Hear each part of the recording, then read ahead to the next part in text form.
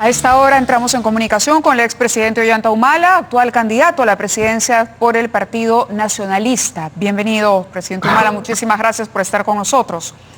Hola, Mavila. Muy buenas noches. La pregunta es directa. ¿Qué hubiera hecho usted en el caso de estar como presidente, de ser todavía presidente de la República en una situación como esta? ¿Cuáles serían las diferencias fundamentales de la estrategia de un gobierno para atender una emergencia de esta magnitud como la que nos ha sorprendido con el COVID-19? Bueno, creo que uno de los primeros errores del presidente Sagasti ha sido no decir la verdad de cómo recibió la gestión de Vizcarra, ¿no? En el tema de las vacunas, cuando se creía de que teníamos ya 30 millones de vacunas aseguradas para fines del año pasado y principios de este año. O las experiencias amargas de una cuarentena prolongada de casi 5 meses y que al final hubo un desborde de la gente le perdió el respeto a la misma cuarentena y las consecuencias para el sector privado y los sectores productivos. Creo que eso es en primer término. En segundo término, creo que si estamos hablando ahora de una crisis que después de la guerra con Chile no tiene precedentes, creo que debiéramos hacer un llamamiento a nivel nacional y movilizar los recursos humanos y recursos materiales disponibles. Estamos viendo, por ejemplo, que el sector privado ha donado respiradores mecánicos, estamos viendo que las universidades están produciendo respiradores y máquinas para producir oxígeno. Entonces hay un recurso material y un recurso humano del cual el gobierno no está haciendo uso. O, por ejemplo, las Fuerzas Armadas. Las Fuerzas Armadas están preparadas hoy día para producir oxígeno y a través del CIMA construir los balones de oxígeno y a través de todos los medios de transporte que tiene la Fuerza Armada y sus ramificaciones a nivel nacional, distribuirlos a donde crea conveniente el gobierno.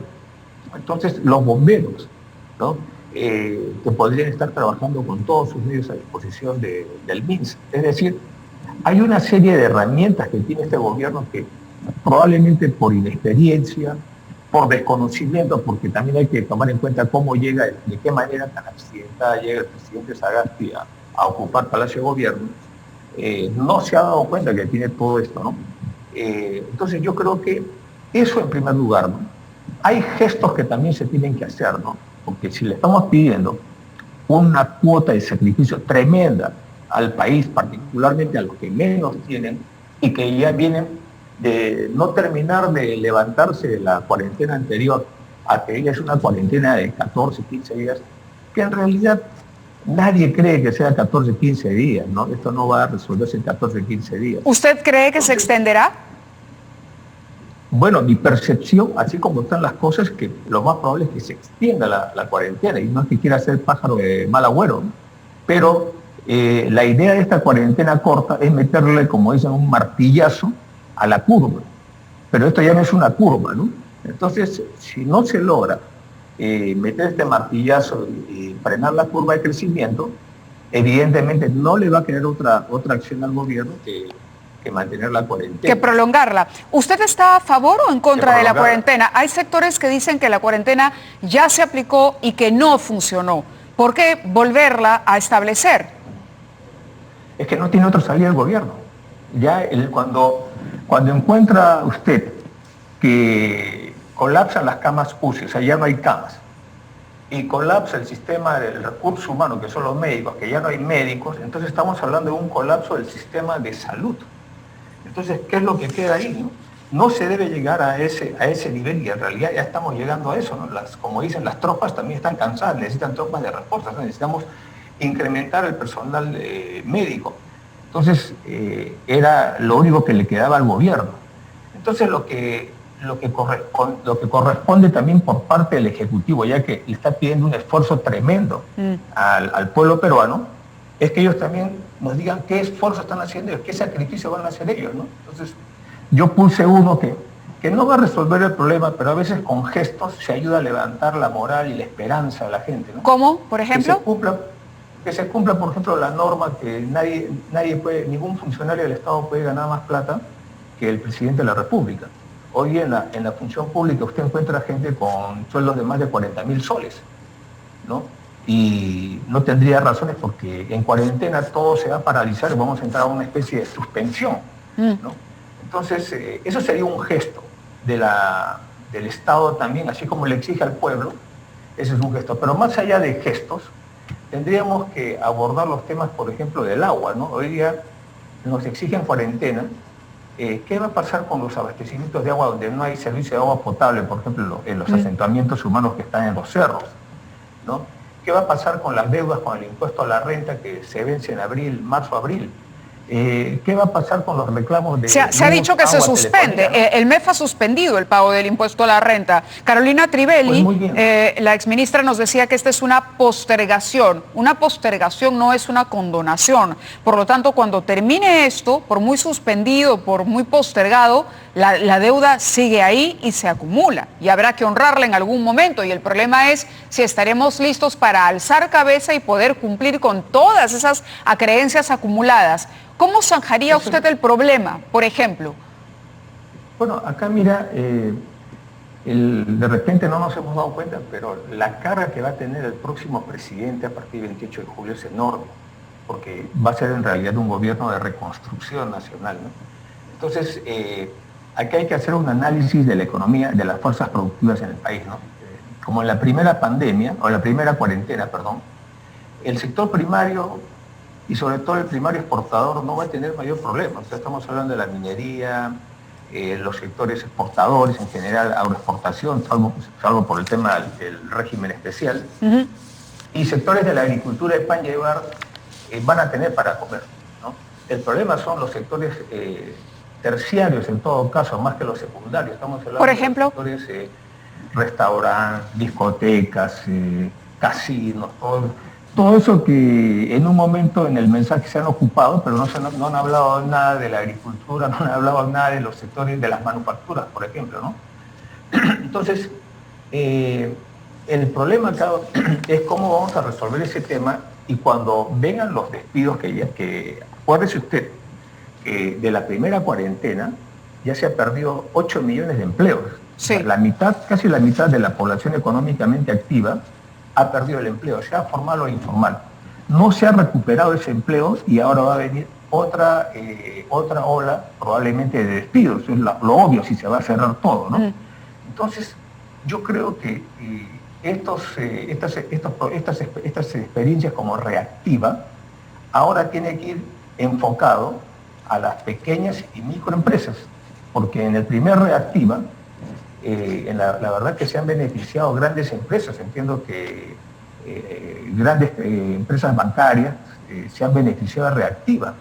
Entonces, reactiva no fue para ellos, sino que ha habido un uso mañoso de un... Pero usted sugeriría entonces insistir con reactiva, pero de una manera mucho más focalizada, identificando claramente cuáles son para las pequeñas empresas, que sea especial, un régimen especial, diferenciado.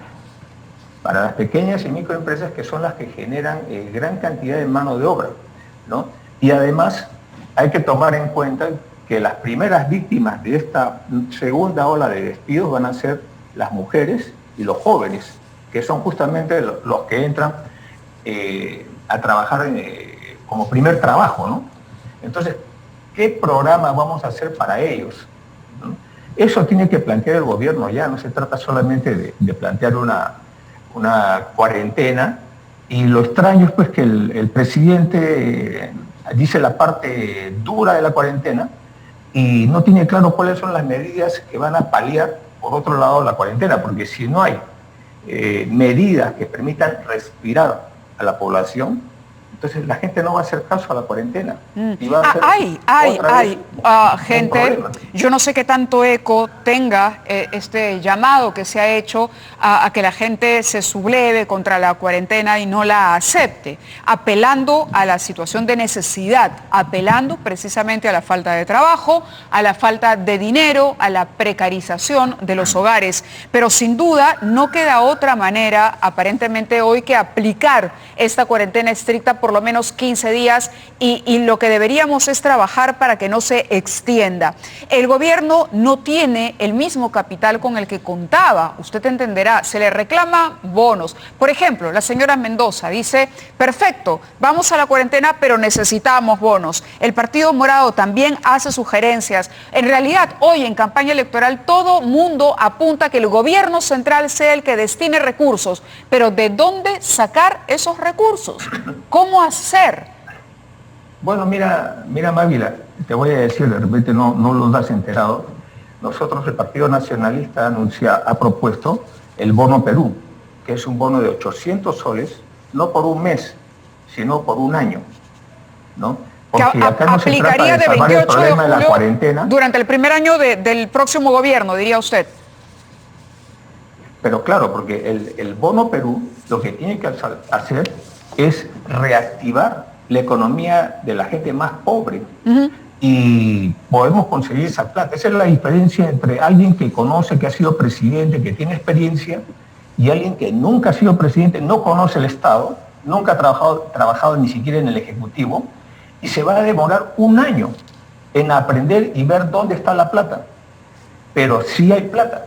Pero el presidente puede haber cambiado, pero eso no quiere decir que todo el aparato estatal haya cambiado. Hay un problema de fondo, diría usted, más allá de que las cabezas hayan cambiado. ¿Dónde está toda esa fuerza y los buenos servidores del Estado que permanecen y que han hecho algún tipo de carrera en el sector? Y que sí conocen de esa tramitología, porque lo que se ha discutido últimamente es, por ejemplo, la lentitud y el exceso de burocracia. El caso de las vacunas es un caso emblemático. Hasta ahora no llegan, se nos promete, se faltan los compromisos y más allá de que haga todo el esfuerzo el Estado, lo importante aquí es decir, llega tal día y cumplir con eso para no perder credibilidad. Bueno, ya la credibilidad la perdieron, ¿no? Tanto el gobierno de Vizcarra y el presidente Sagasti está dándole, no ha hecho un corte, digamos, un corte frontal frente a la gestión de Vizcarra con su gestión. Él está llevando, inclusive está llevando Vizcarra ha dicho del gobierno anterior. ¿Usted no hubiera llevado a Massetti? ¿Usted no hubiera llevado a Massetti, por ejemplo? ¿La hubiera cambiado? Es una de las ministras que ha tomado el señor Sagasti de la gestión de Vizcarra. Yo no quiero personalizar, no voy a entrar en esos temas porque... Pero usted puso el tema sobre la mesa. Sí, pero yo no la conozco a la doctora Massetti, yo no podría hablar de una persona que no conozco. ¿Pero qué otros ministros ha reclutado Sagasti de la gestión Vizcarra? Bueno, tengo entendido que uno de ellos es ella, ¿no? Entonces, por eso te digo, ¿no? Uno de los errores de Sagasti es no haber hecho un corte con la gestión de Vizcarra, porque hay un problema de que ya con Vizcarra habíamos tenido una pandemia que fue un desastre. Se consumieron el Fondo de Estabilización Fiscal de más de 9.500 millones de dólares, dejaron $1 millón de soles en esto. Se llevaron bonos a 100 años y eso lo vamos a tener que pagar. Sí. Hay más de 9.000 millones de dólares de contenciosos en el CIADI que afectan al Estado peruano, ¿no? Y hemos visto el desastre de las vacunas. Entonces, si el presidente Sagasti no ha hecho un corte frontal frente a eso, obviamente está asumiendo parte de ese costo que le está costando en las encuestas. ¿Diría usted que es una continuidad en parte del gobierno de Vizcarra? Vizcarra ha dicho por su parte que su vacancia es la que ha provocado esta segunda ola, el hecho de que haya sido vacado. No, ya esa es una mañosería, pues, que tiene que ver su vacancia con la segunda ola. Entonces, el problema es que él tuvo tiempo para... Él llevó la cuarentena y nadie lo vacó en ese momento. O sea, no hay que evadir las responsabilidades y esto tiene que ver en algún momento. 9.500 millones de dólares no se pueden desaparecer de la noche a la mañana y que no se haga ni siquiera una comisión investigadora en las instancias que tengan que hacerse. Pero lo que voy yo es lo siguiente, ¿no? Acá la experiencia manda. En el Estado hay mucha gente eficiente, pero el problema es, como yo lo planteé, el presidente Sagasti, al ver el problema de la pandemia, lo más juicioso hubiera sido adelantar las elecciones. Claro, usted estuvo a favor de eso, pero ¿de verdad adelantar las elecciones era una salida sin haber haber otorgado a la población la capacidad de conocer a ciencia cierta la cantidad de candidatos y de oferta que hay? Mávila, creo que no estás entendiendo o no estamos hablando del mismo problema. Eso no es el problema. El problema es que se está muriendo la gente. No tenemos vacuna, el sistema de salud está para colapsar. O sea, estamos en la peor crisis después de la segunda, después de la guerra con Chile. ¿Y usted quiere conocer los candidatos? No, pero bueno, ¿cómo votamos? Pero no es un tema acá, un tema electoral. Es un tema de que hasta el 28 de julio este gobierno no va a hacer gran cosa, porque en principio la administración pública, cuando ya está de salida, se paraliza. Es normal, todo el mundo tiene miedo de firmar algo. Lo que habría que hacer es, para enfrentar esta pandemia, era que lo enfrente un nuevo gobierno que tiene un horizonte de 5 años. Claro, el tema es ¿por quién vota el ciudadano, bueno, presidente Humala? La gente en la calle nos pregunta muy a menudo, ¿por quién votamos? No conocemos. Imagínese usted en la lista de candidatos al Congreso. ¿Cuál sería el resultado de una elección apresurada? ¿Ha pensado también que esto tiene un lado B? Mira, son los riesgos, pero es la democracia. Ya ha habido 5 años, este gobierno termina su quinquenio. Ha habido todo este quinquenio accidentado. La democracia dice que el gobierno termina el 28 de julio de 2021. Eso es lo que dice la democracia y la Carta Magna. No, Mávila. Eso es lo que dice la Constitución, es que al entrar el nuevo presidente, es el presidente del Congreso, como presidente provisional del país, convoca inmediatamente elecciones. El espíritu es que ese periodo, que es un intermedio, una transición, sea lo más corto posible, porque en ese periodo no se toman grandes decisiones. El mismo presidente Sagasti lo ha dicho, yo no puedo tomar grandes decisiones porque mi horizonte es corto, es básicamente... Y tiene razón el presidente Sagasti, no debería cambiar de actitud y en lugar de decir, soy un presidente que no puede tomar decisiones, decir, tengo que tomar porque esto es un gobierno de emergencia y las voy a tomar. Yo creo que sí, ¿no? Porque estamos en una situación... Lo que te digo en resumen... es que creo que esta crisis tan dura que estamos viviendo, la podría enfrentar mejor un gobierno entrante que un gobierno provisional. Claro, pero eso beneficia a los candidatos conocidos, como usted, no a aquellos que ingresan a la carrera electoral, y por ahí podría haber un reparo, ¿no? ¿Usted estaría de acuerdo ahora con postergar las elecciones? Mávila, disculpa, no estoy hablando de cálculos electorales. Yo no estoy hablando de si a uno le conviene o no le conviene. Lo que estoy hablando es lo que le conviene al país, ¿no? Pero ya eso hay que pasar la página porque el presidente Sagasti decidió no adelantar elecciones. Entonces hay que mirar para adelante. ¿Qué cosa es lo que se tiene que hacer ahora, no? Y te reitero, si ha tomado una medida de cuarentena, ¿no? Es una medida que era lo último que le quedaba, porque él sabe que no es una medida popular, ¿no? Pero no le quedaba otra. El sistema de salud está colapsando como lo dicen los expertos, no lo digo yo. Entonces, ¿qué se tiene que hacer? ¿No? Para reactivar el empleo de la población más vulnerable, el bono Perú, que es un bono de 800 soles por un año para reactivar la economía de los más pobres. ¿Financiado plata, cómo? Yo le aseguro que hay. ¿Financiado plata, yo le aseguro cómo? Que hay. ¿Hay de dónde? ¿De dónde, presidente? Hay de dónde.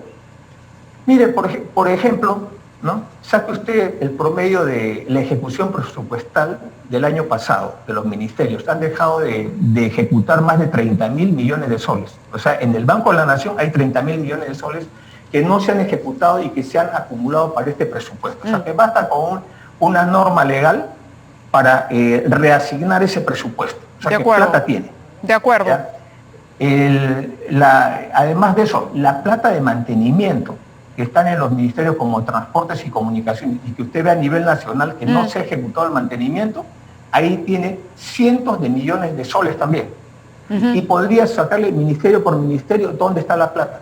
De acuerdo. Pero para esto uno tiene que haber sido gobierno, tiene que tener experiencia. Experiencia de gestión. Y eso es lo que hoy día se hace indispensable. O reclutar a la gente que sabe gestionar, ¿no? A esos buenos, que le decía yo, los buenos funcionarios públicos que conocen de esto. Claro. A usted también le tocó aprender en su momento. Pero bueno, le agradezco, presidente Humala, nos gana el tiempo, pero le agradezco mucho que haya tenido la oportunidad y nos haya dado espacio en su agenda en medio de la campaña compleja, pero campaña al fin, para compartir con nosotros algunas reflexiones siempre en aras de lo mejor para nuestro país. Muy amable.